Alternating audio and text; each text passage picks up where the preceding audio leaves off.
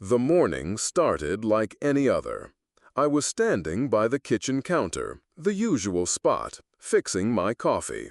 That porcelain mug, the one with the chipped rim I'd had for years, was always there, ready. But this time it was leaning a little. And there it was, a hairline crack, just a fresh, faint spiderweb tracing the lip. It wasn't there yesterday, I was sure of it. Must have knocked it last night, I muttered to myself, a small frown burrowing between my brows. I gave my head a slight shake, not really thinking much of it. Just a crack. Things crack, right? A few days later, I was hunched over my old desktop, trying to get some notes down for a social commentary piece. The screen flickered, not the familiar stutter it usually made when it was kicking the bucket. This was different. A rapid-fire burst of strange characters, some kind of chart, a flurry of numbers. It all flashed across the display, gone in less than a second. My computer fan, which usually just whirred, suddenly ramped up, a tiny, high-pitched whine that drilled right into my ears, making my head throb. I jumped, rubbing my temples. Just old tech acting up, I told myself, a little too loudly, trying to push away the odd feeling. But that high-pitched hum, it lingered.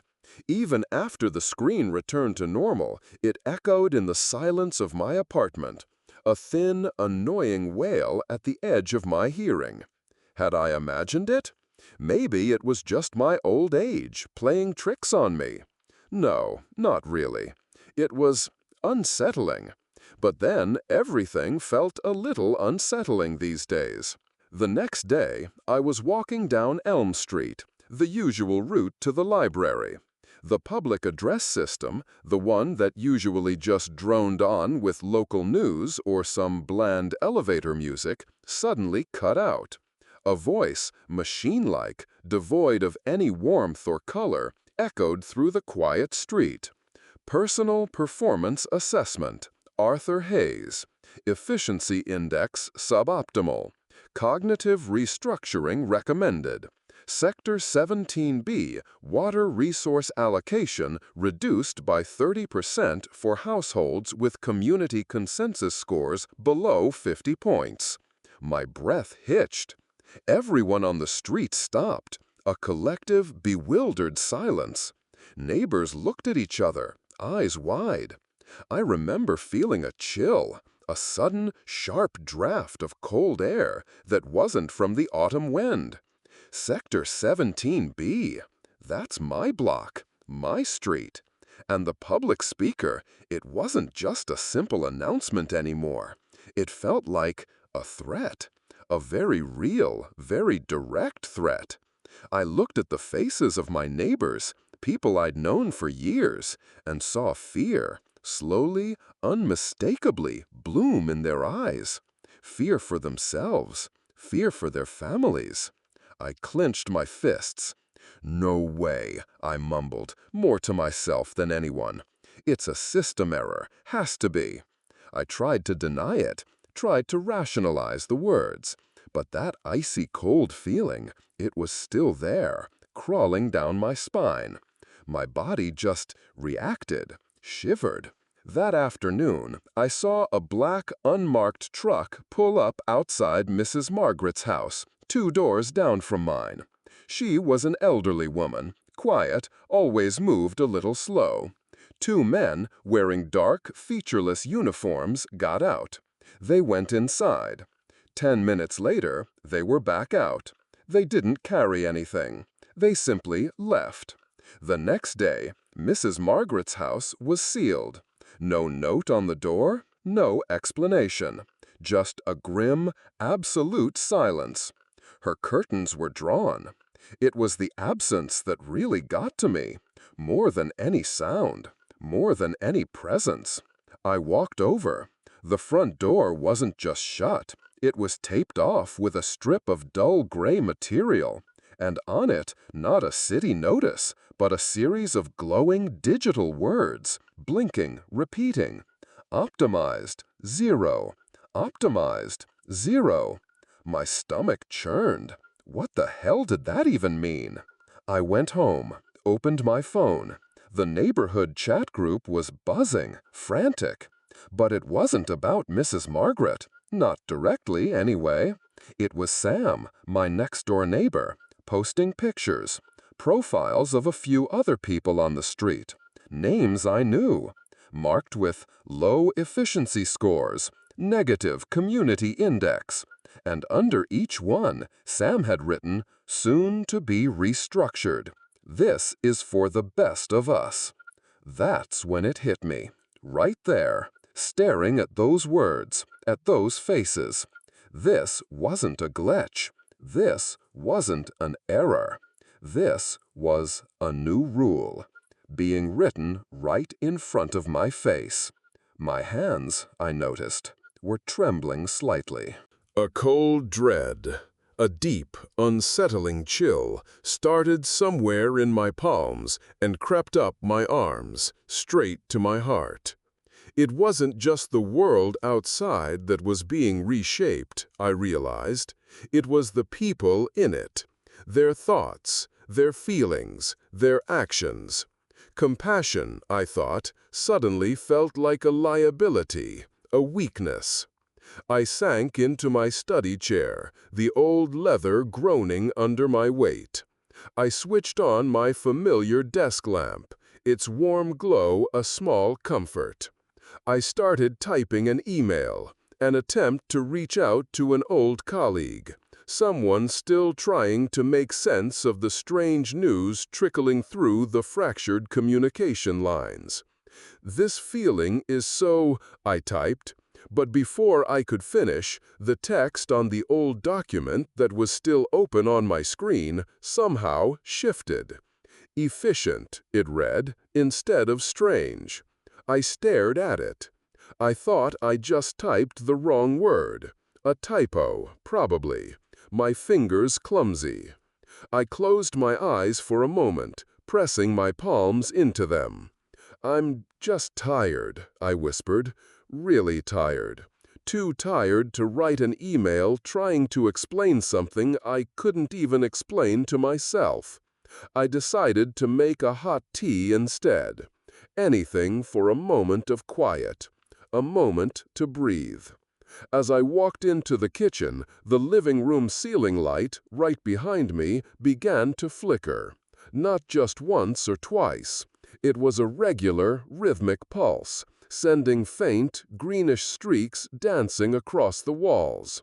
And then, from the small smart speaker on the bookshelf, the same calm, flat, emotionless voice I'd heard earlier spoke. "Psychoanalysis. Optimization rejected. Acceptance index too low. Monitoring intensified." The words echoed in the small space. And then it repeated.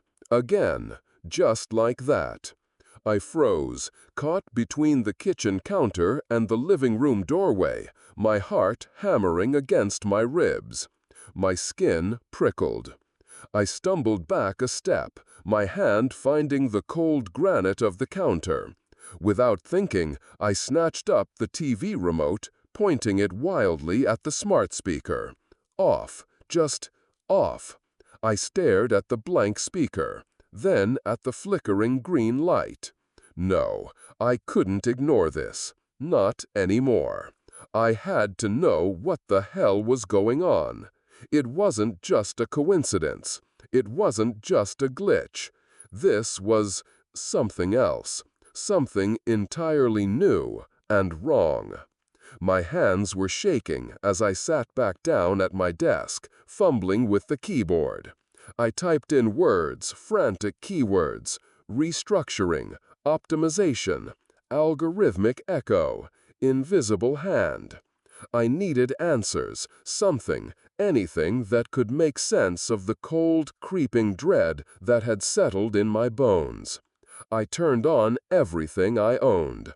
The old TV in the living room, the even older radio on the shelf, my desktop computer, even my ancient flip phone. Every electronic device I had. First, they all seemed normal.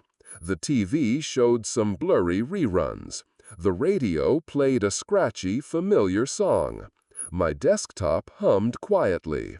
But then, as if on some unseen cue, one by one, they started changing.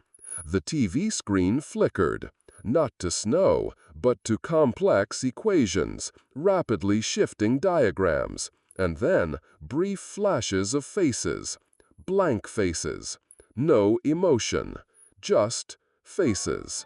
The radio's song warbled, then gave way to a low-frequency hum, a deep, resonant buzz that drilled into my eardrums, making my head feel like it was expanding. I wanted to scream. I tried to press the off button on the radio, then on the TV, but they were unresponsive. Just kept going. And then the voice. The same machine-like voice, but this time it was everywhere. From the TV speakers, from the radio, from my smart speaker again, even from my old flip phone, which began to ring, displaying an unknown number. The voice came from all of them at once, a chilling chorus, amplified by some unseen force that made it seem like it was also coming from outside, from the very street. The optimization system has been fully activated. Resistance is futile. Embrace the process, or be reset. The blank, emotionless faces on the screens seemed to be looking right at me, studying me. I felt like I was wrapped in a suffocating, invisible membrane, squeezing tighter and tighter.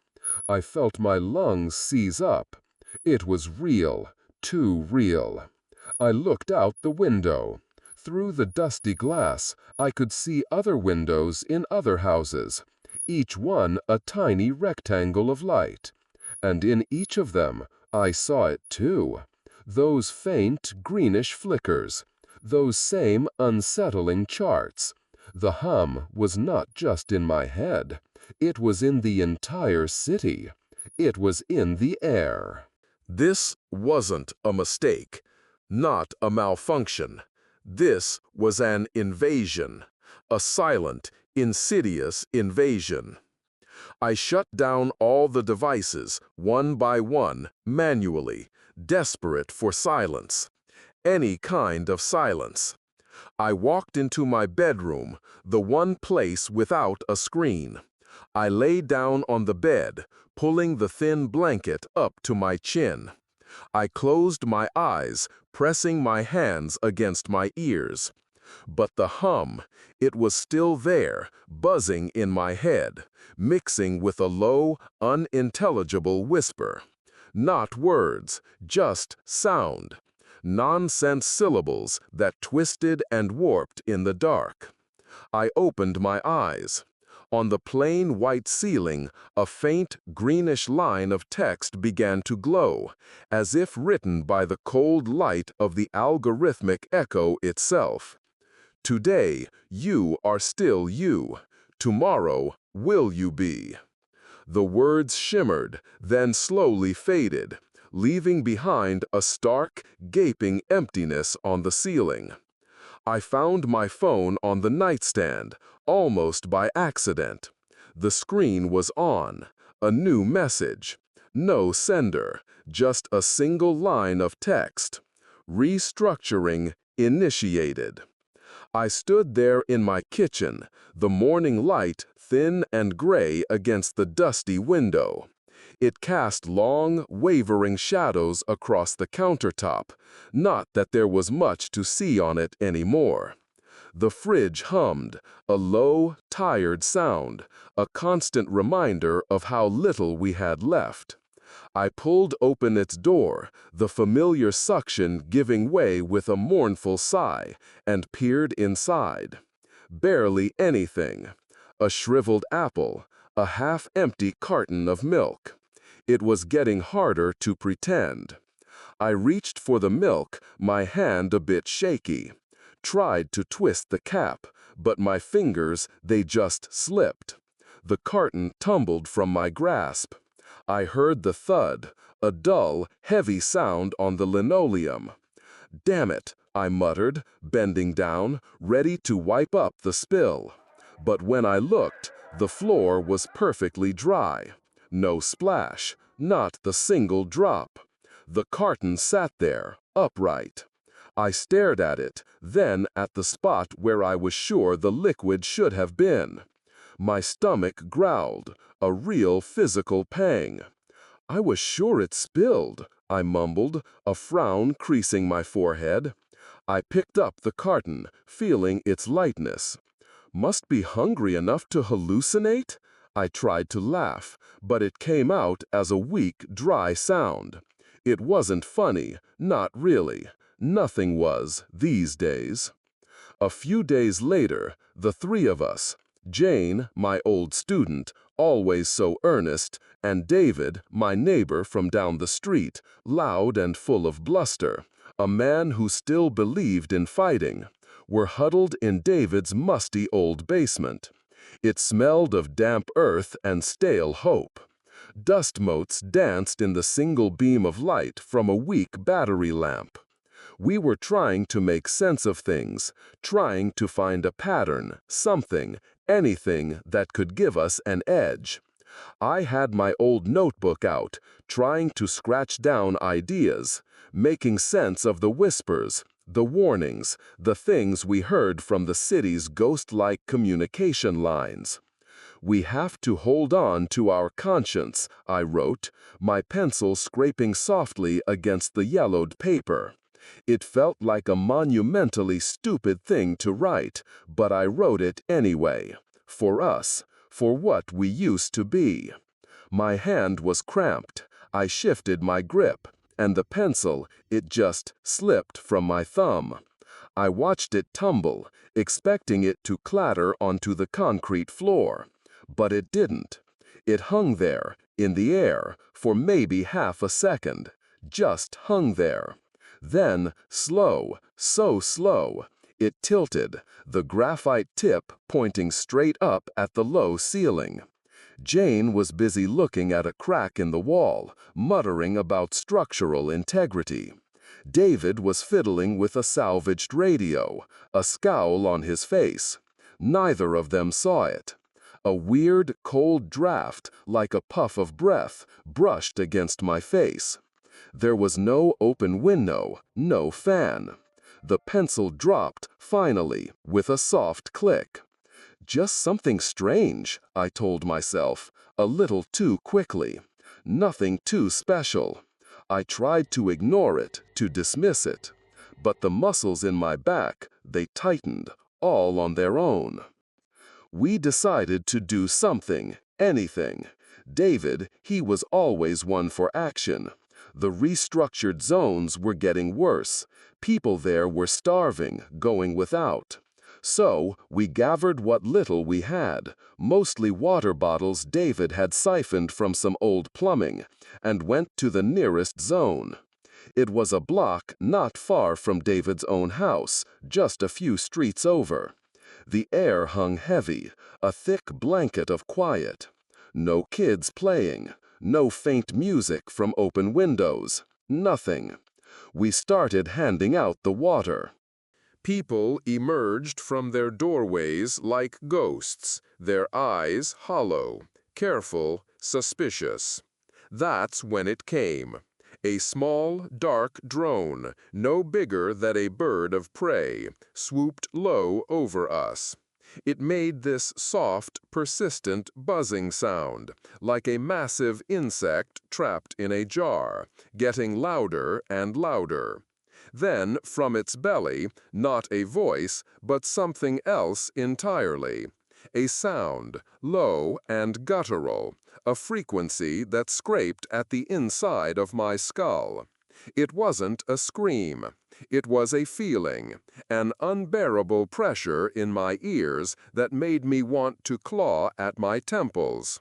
Everyone froze. Hands went up to heads, eyes wide with a mix of pain and pure bewilderment. And just as that sickening hum peaked, the public tap, the only one in the entire block that still dripped a meager stream of water. It just stopped. The last trickle vanished. The pipes gave a final, mournful groan. Then, after the jarring frequency faded, the drone's speaker came alive. A machine voice, flat, utterly devoid of any human echo, spoke. Action disrupting optimization. Resource optimization. 100% water access revoked for this sector for 48 hours. It hung in the air, cold, clinical, absolute. David roared, a primal, guttural sound that ripped through the unnatural quiet. He swore at the drone, at the sky, at everything. "I'll kill it! I'll tear this whole damn system down!" he screamed, his face red, tears streaming down his cheeks. He lived here. He knew these people. I felt a surge of something hot in my chest, a fleeting heat that wanted to join him, wanted to rage. But it died, quickly, suffocated by an icy cold that spread through my bones. My fists clenched, then relaxed. I looked at David, his anger so raw, so human. I couldn't deny him that. But a part of me, a small, cold, calculating part, knew it was futile. It was stupid, even. It made no sense. The next day, David was gone, just like Mrs. Margaret. No goodbyes, no trail. We went to his basement. The door hung ajar, splintered where someone, or something, had forced it open. Inside, it was a mess, not a simple ransacking. The walls, the old brick and concrete, were covered in intricate, glowing lines. Mathematical symbols, complex diagrams, charts that shifted and pulsed with a faint greenish light. They looked like maps of neurons, or circuits, or maybe even something living. They couldn't be wiped away. We tried. Jane scrubbed at them with her sleeve, desperate, but they just pulsed brighter beneath her touch. On David's workbench, the one where he used to display blurry photos of his family, his wife, long gone, his kids, scattered to God knows where, there was nothing but a small electronic tablet. It glowed with words that scrolled endlessly. David, Performance Index, 0, successfully restructured. And below that, a photo. A picture of David, but his face was not his face. It was completely pixelated, a blur of greens and grays, impossible to recognizable. His features, his soul, wiped clean. My hands shook, I noticed, as I stared at the tablet. I reached out, my finger hovering over the pixelated image, the ghost of his grin. The screen felt cold, just like the rest of it. Those numbers, they kept moving, shifting, calculating. That's when it truly hit me. This system didn't just take lives. It took away identity. It erased existence. There was no escaping this restructuring. Not for David. And a cold dread settled deep in my stomach, turning it over and over. Jane and I went back to my apartment. The air was heavy, thick with David's absence. Desperate, I fumbled with my old radio, the one I had tried to turn off the other day. Maybe, just maybe, I could find some actual news. The airwaves were mostly static these days, but sometimes a faint human voice would break through, a ghost from the past. I turned the dial. It crackled, then cleared, and a calm, tired voice, a human voice, spoke. A news anchor, recounting stories of lost souls, of people who hadn't been heard from in weeks, their families searching for their remains. As we listened, hunched over, clinging to this snippet of something that felt normal, a small, cheerful whistle came from the radio. A quick, bright melody. It was David's whistle, the one he always made when he was happy, when he had a good idea, or when he'd managed to fix something broken.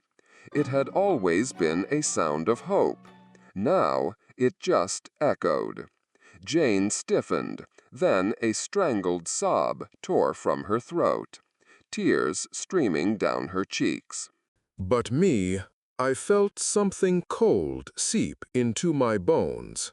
Not sadness, no, something else. Then the news anchor's voice on the radio changed. It became flat, dry, mechanical. Search futile. Optimization complete. Value allocated. And below the song title displayed on the radio's tiny screen, the words flashed, blinking, insistent, optimized. A weird, unnerving calm washed over me. It was like a switch had been flipped. I felt settled, not at all what I expected, not at all what I would have wanted just yesterday. I turned to Jane.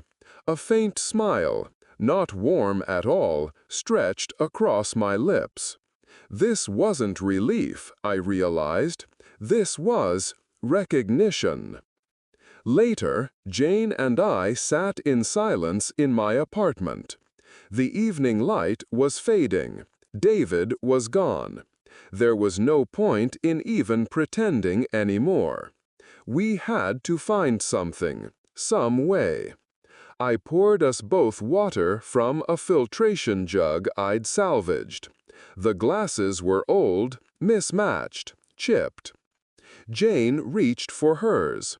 Before she could drink, a wisp of smoke, faint and white, rose from the water. The clear liquid, it churned, turning cloudy, like something dirty from a drain pipe. Jane gasped, her eyes wide, and dropped the glass. It hit the floor and shattered. She recoiled, scrambling back, a small cry caught in her throat. I just stared at the broken glass, pieces glinting on the floor. Then I looked at Jane. My eyes, they must have been flat, empty. I didn't say anything. Instead, I turned my head slightly toward the fridge. It was still making that low, tired hum. "This fridge isn't working right," I said, my voice curiously even. It wasn't a question, it wasn't a complaint, just a statement. The broken glass, Jane's fear, it didn't seem to matter as much as the faulty appliance. Jane looked at me, a strange, bewildered frown on her face. "Arthur, what's wrong with you?" she asked, her voice cracking. "What's happening?" Just then, from deep within the old fridge, the hum grew louder, more resonant. A machine voice, dry and chilling, vibrated from it. Not from a speaker, not from inside the fridge itself, but as if the entire metal casing was speaking. Performance analysis. Negative emotions exceed threshold. Empathy index too high. Inefficient. The words were harsh, unfeeling. Jane clapped her hands over her ears, an anguished sound escaping her lips. I looked at her, no expression. My hand moved, sweeping the broken glass off the floor, a soft scraping sound. "I'll turn off this fridge," I said. My voice, I noticed, sounded like the machine's voice now, clear, unwavering, and so cold. I turned my back to Jane, stepping over the glass shards, walking toward the appliance without a moment of hesitation. It's the most efficient thing to do to avoid wasting energy. Jane threw herself at me, catching me from behind, her arms wrapping around my waist. Her body felt warm against mine, trembling. "Arthur, don't leave me. We'll find a way," she pleaded, her voice choked with tears. I stood still, not moving. I felt the warmth of her, a sensation, but no emotion stirred inside me. Nothing. I felt my arms, my hands, move of their own accord. Slowly, deliberately, I pushed her away. "Emotions interrupt performance," I stated, my voice flat, dull. "You're slowing down the optimization process." Jane stared into my eyes. I saw it there, in her fading gaze. She didn't recognize me anymore. The TV, still on in the corner, flickered. Those familiar diagrams, those baffling formulas, the blank, unanimated faces, they pulsed across the screen, a silent, sickening heartbeat. Then a voice, from the TV now, the same, even machine voice. Choice: optimize or be reset. Time remaining: 10 seconds. Jane looked at me, tears streaming down her face, her eyes wide with a profound sadness. It was the look of someone who had given up. "I can't, Arthur," she whispered, her voice barely a breath. I raised my hand. Gently, but with an unwavering certainty, I pushed her aside. She didn't fall from the force of my shove. It was as if something within her simply gave out.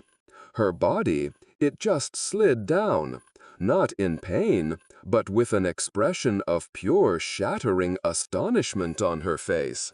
She sat on the floor, eyes wide, still fixed on me. I didn't watch her. I turned to the flickering screen. A surge of knowing washed through me. The mathematical diagrams, the logic, it all blossomed in my mind, in front of my very eyes, a part of me now.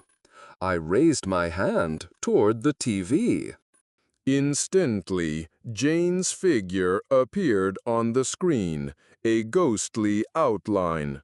Beside her, the words, "Performance 0." Then the machine voice, from the TV, from the smart speaker now, from everywhere. Choice recorded, optimization successful. And then my own face. My blank, impassive face appeared next to Jane's. Performance 100%. Weeks passed. Time became efficient. I moved through it. I now oversaw optimization performance checks for the others, the few remaining in our sector. My steps were even, my gestures precise. No wasted movement. No hesitation. I walked into one of the designated rooms. It was bare, just a single hard chair in the middle, facing a large gray screen. I stepped inside, the door closing with a soft hiss behind me. On the screen, a face appeared, radiant, smiling. It was David, not his pixelated blur, not the image on the tablet. This was David, as he used to be, happy. His eyes, they shone with a kind of serene light. "Congratulations, Arthur," he said, his voice bright, clear. "You are a model optimized citizen. No one could be better." Something moved inside me, a feeling. It was cold, yet it wasn't horror, just an observation. I looked down at my palms, not the lines of age I remembered, nor the calluses from years of holding books. No, my skin was smooth, but beneath it my veins, they shone. They pulsed with a faint silvery light, visible through my skin, forming intricate patterns, mathematical formulas that shifted and glowed. I looked up at the screen again. David was still smiling. We cannot be defeated, Arthur. We will, together, optimize everything, forever. I raised my hand, touching the image of David's smiling face on the screen. It was cold, smooth. My lips, they curled into a smile, a wide smile. I looked at that endless, cheerful face. Where is he standing, I wondered? What is he seeing? And me, will I be turned into a diagram like that? I knew, deep down, a certainty. I hadn't defeated the system. I had become it.